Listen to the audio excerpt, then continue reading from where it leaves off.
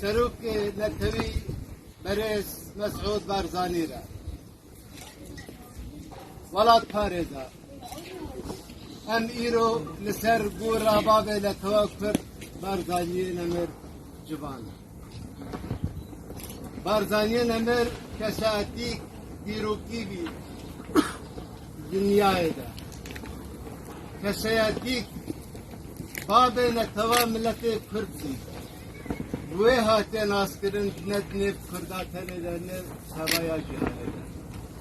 Berzaniye nemir jiyana fa tef terkan kir bir hizmeta havada juyhun azad irul serde akı u liser Aqa Kurdistani sawaya dünyada. Az baver o proje bu Berzaniye nemir vadikir.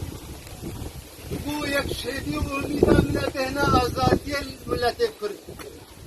بین آزادی الفوز ملت کرد بده بر جواندی و آزادی خود خارجی هم جدارت بجد فرد شاه بدن دو کافی دریسه هر در زندو ملت کرد ایرو بربازاتا ایرو پروژه دانی یا جناب سروک مسعود بارزانی بردوام دکل ایرو ملتی کرد آزاد بی